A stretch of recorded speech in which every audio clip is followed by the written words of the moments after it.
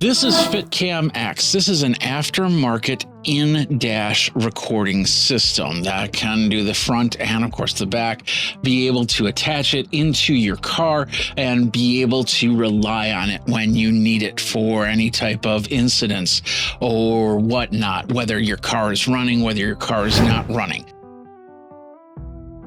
What's up, my geeks? Jeffrey Powers from Geekazine, Think Magazine, Put in a Geek. I can tell you all the details about this FitcamX, but you got to remember that each car is going to be different. There's going to be a different system for each. Same type of camera that's in here, but of course, the configuration might be a little bit different.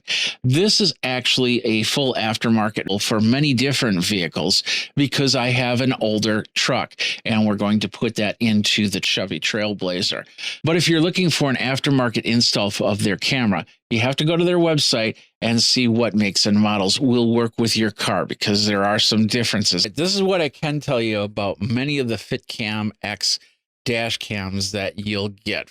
First of all, you'll get them at 4K resolution, 2160p at about 30 frames per second for the front cams. And if you get the rear cam edition, that's 1440p or 2K.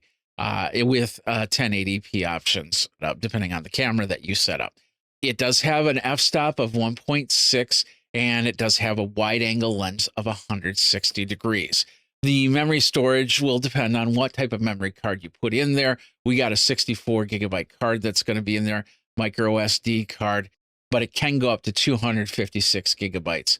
So that's repeatable storage. So once that the card fills up, there's usually a setting that says just rewrite over the card, and that's what it will do. It's got built-in 2.4 gigahertz Wi-Fi for iOS and Android, G-sensor inside, board-driven collision warning, so it could actually turn on even if the car is in park and somebody hits it. And it also has wide dynamic range for low light recording. But keep in mind, this is actually behind a windshield, which we'll have to adapt a little bit. So there's going to be some light blocking techniques inside there so you get the full shot when the camera is recording.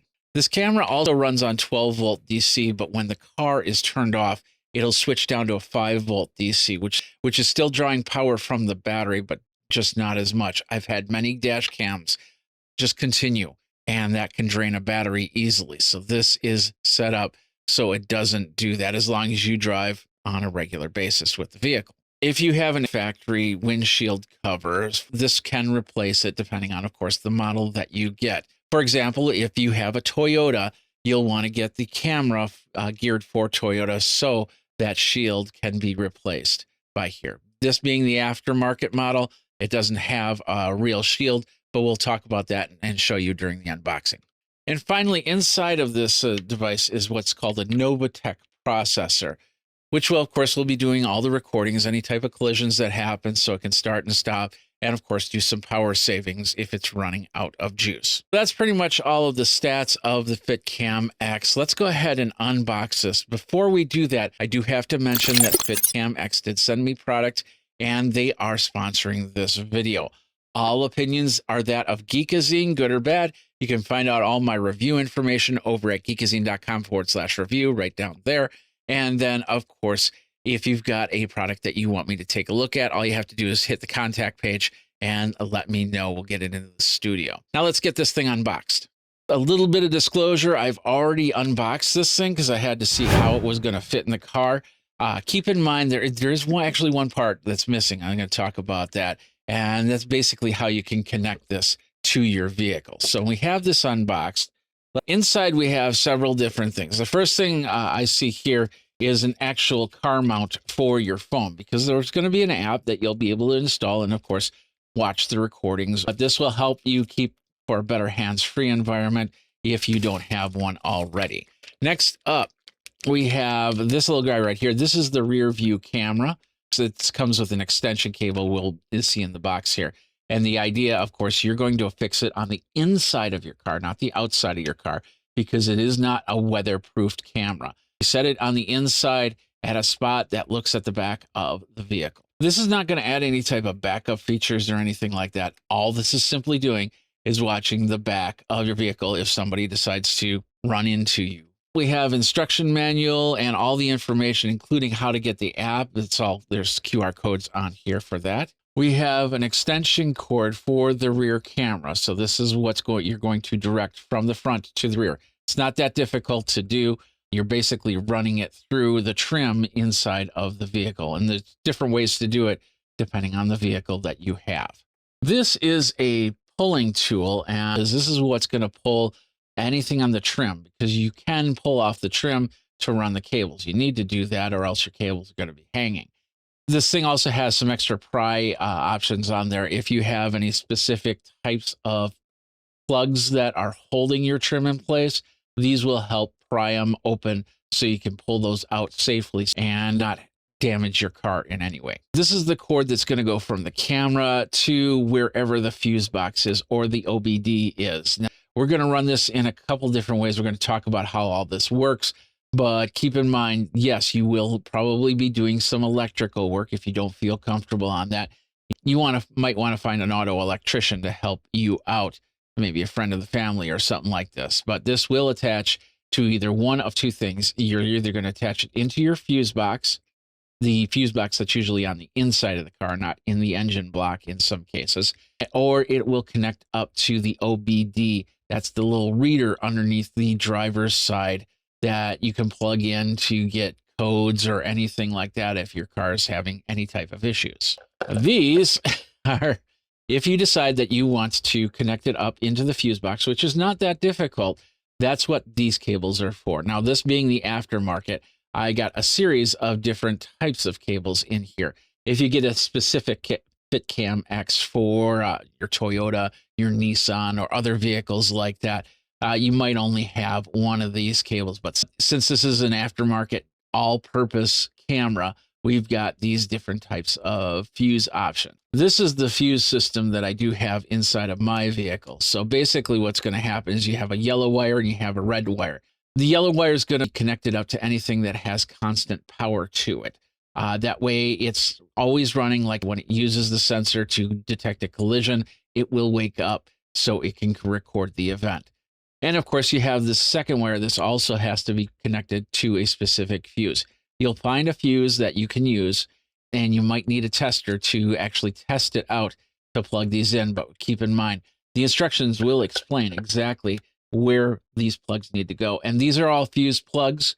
So as you can see, we actually have two fuse options right there. This is a 2 amp fuse. If you've got something like a 15 or a 20 amp fuse to go with this, you'll want to attach that there. Once again, the instructions are going to tell you exactly how to connect this into the fuse box.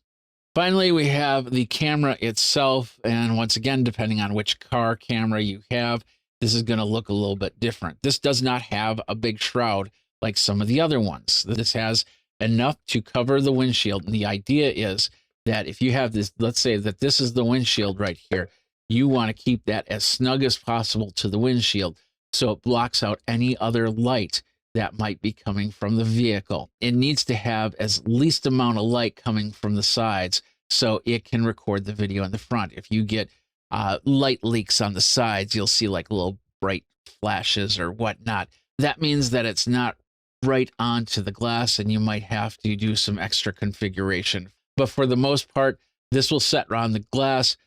The camera itself is within this area. In this aftermarket camera, we have two plugs. The first plug is actually going to be our power, and the second plug is where we're going to put our rear camera in. And so we have all the cords to connect that rear camera.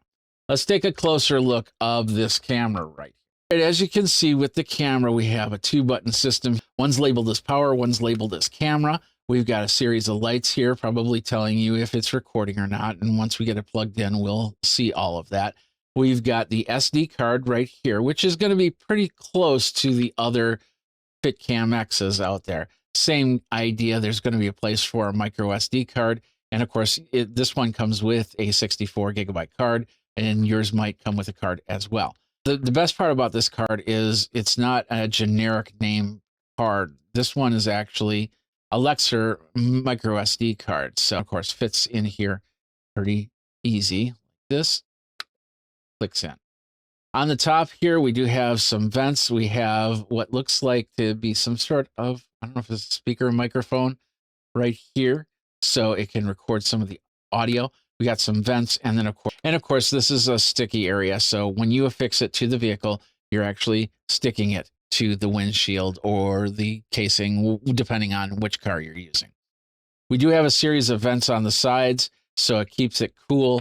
This is meant for in the vehicle use, and it's important to have this set up pretty close to the windshield so it'll capture every single moment. These cables, once again, they're going to run through the trim of the vehicle, starting up at top. I've done this a few times before with cameras. It's not that difficult to pry down and be able to run this cable. I know this can look really daunting, and if you've never put something like this into your car, you might think that it's a challenge. It's really not that difficult. As long as you're staying to what the instructions say, you're good to go. We're going to run this into the car. The one thing I haven't shown you yet is the OBD converter. In some of the models, they come separately, and I haven't gotten that yet. We are going to be connecting ultimately through the OBD for the power. You notice that there's no USB connection for some of them, or, they connect up to the utility or the cigarette lighter, depending on how you remember that power option. Keep in mind, it's not powering through that because it does need to have the constant power and then be able to step down to 5 volts so it doesn't drain out the battery. Otherwise, your camera's running at 12 volts fully, and then overnight, it could seriously drain out your battery, if not kill the battery altogether. So this is everything right here. Let's get this hooked up into the car and drive around and see how it looks. All right, so I have it installed. It's right there. And then, of course, it's wired to go all the way back to the rear view. Got the SD card from here. Every time I tried to start the vehicle, I would try to connect up to here, but it kept trying to connect to the CarPlay, so it would go back and forth till I finally got this connected, and I was able to see through the app. The other good thing is I can pull the card out and view it from a computer. One adjustment that you need to make inside of here is the lens itself has a up and down motion, so you just basically have to adjust it, which is why I need to get on the app. And the same thing in the back. Once you get that attached to the glass, all you have to do is turn it up and down. And since I have a hatchback, I had to close the hatch, look at it, open it back up, make the adjustment, close it. You get the idea. This is a little meter that tells me what the battery is at. You plug it into your cigarette lighter, utility lighter, whatever you call it. But basically, it's telling me that this is I'm able to start the vehicle to get it up to 14 volts. The battery probably needs to be replaced in the next year, but it does have the ability to start the car. Now, the car has actually been idle for 48 hours, so if it would have gotten below 11, then I'd be a little bit concerned. I went to replace the card, and then I didn't realize this, but this has the ability to latch on. So if you need to make any adjustments, I needed 2 hands for that. But anyway, the slots are there. You just pushed it in, slid it over, and then you can make your adjustments to your camera. You can pull out your SD card or whatnot. I went out for a drive, and as you can see, it recorded both the front and back cameras. These are separate recordings, so you'll have to actually match the files together. Not a problem. I stopped in for some lunch before my destination, and the camera stayed on for about 2 minutes. Of course, we sped this up so you can see. You just saw me pass by as I went in. Then during dusk and night driving, there was absolutely no issues in seeing what was in front or behind me.